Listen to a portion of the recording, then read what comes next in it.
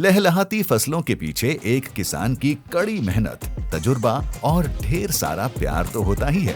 एक छोटी सी चीज का बहुत बड़ा फर्क भी पड़ता है। हम बात कर रहे हैं बीज की। बीज की गुणवत्ता का क्या महत्व है और कैसे एक छोटा सा बीज बढ़ाता है आपकी आमदनी और समृद्धि को।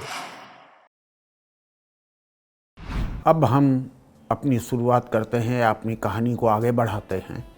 आपके मन में सवाल उठता होगा कि बीज में गुणवत्ता का क्या महत्व है।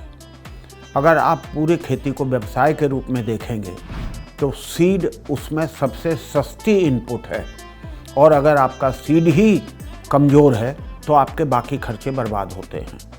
अतः बीज की गुणवत्ता महत्वपूर्ण होनी चाहिए। बीज की गुणवत्ता पहचानना एक बात पर निर्भर करता है कि बीज सदैव विश्वासी स्थान से खरीदें, न कि कहीं से भी खरीद लें। दूसरा, योजना बनाकर समय से पहले बीज खरीदें।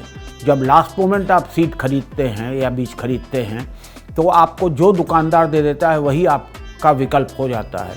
कृपया इस मानसिकता से उभरें और आगे बढ़ें। एक बात और बोलना चाहेंगे, आजकल हम लोगों के बीच में दो शब्द बहुत पॉपुलर हैं, सिंगल क्रॉस और नॉन सिंगल क्रॉस। तो सिंगल क्रॉस ज़रूरत है या नहीं है, ये आपका निर्णय हो सकता है, न कि हमारा। हमको अगर लाभ करना होगा तो हम सिंगल क्रॉस में आपके साथ जाएंगे, लेकिन सिंगल क्रॉस की खेती एग्जैक्टली वही हो रही है जैसे कि अगर आप एक पैदल चलते हैं किसी रोड पर तो आप 15 सेकंड, 20 सेकंड, 25 सेकंड, 30 सेकंड इधर उधर देख भी सकते हैं, बातें भी कर सकते हैं। लेकिन अगर आप साइकिल पे हैं तो वो समय घट के आपका कम हो जाता है। ऐसे ही अगर आप कार पे हैं तो आपका और कम हो जाता है, और अगर आप हवाई जहाज़ चला रहे हैं तो आप देखेंगे कि वहाँ 5 सेकंड का एरर आपको हमेशा के लिए समाप्त कर सकता है। तो वही बात है सिंगल क्रॉस की।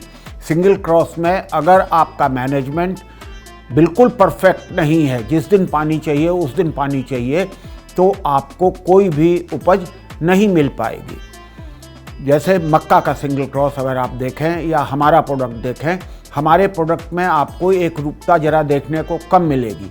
वह जानबूझ के किया गया काम है जिससे कि अगर पानी वगैरह देने में आपको विलंब भी हो तो आपको दिक्कत न हो। आप देखोगे कि हमारी मकई में आप आज की जगह 4 दिन बाद भी पानी दोगे तो भी उपज होगा। अन्य किसी उत्पादन में अगर आपको जिस दिन पानी देना है उस दिन पानी नहीं दोगे तो 2 दिन के अंदर अंदर उनका धनसीसा सूख जाता है।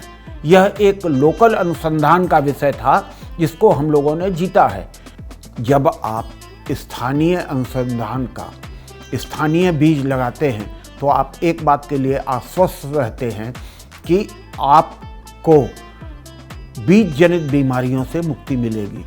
उसका कारण ये है कि वह बीज यहीं के वातावरण में विकसित किया जाता है, जिससे कि यहाँ की निरोग क्षमता में उसको अवरोध करके स्वच्छ किया जाता है ताकि लोकल बीमारी ना लगे।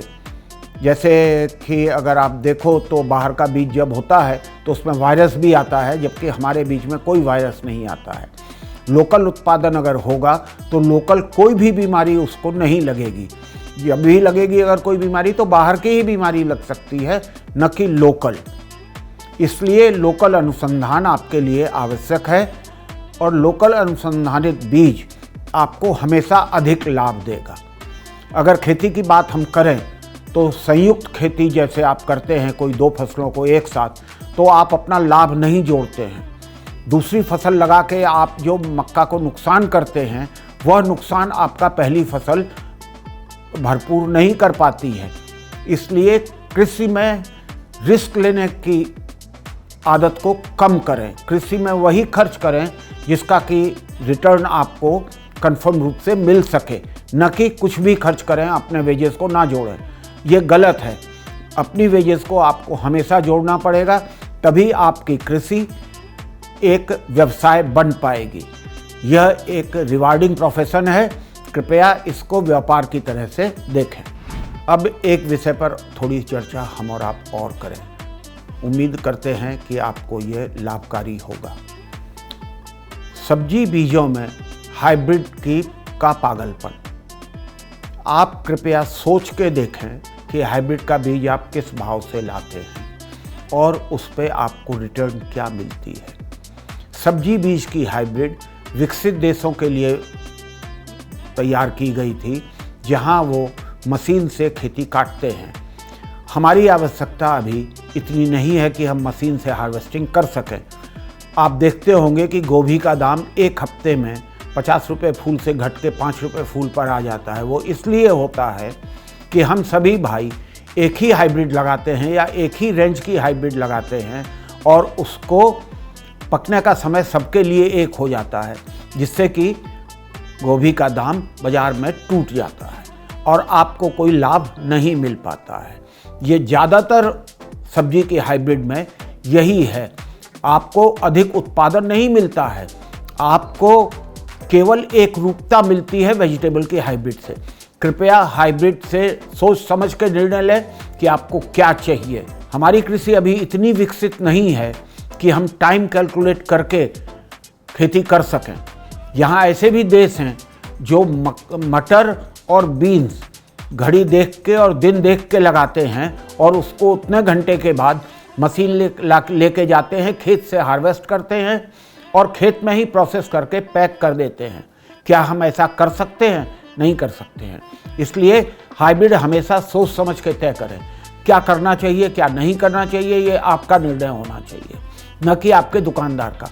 उसका काम है बीज बेचना, आपका काम है अधिक लाभ लेना। निर्णय आपके हाथ में है।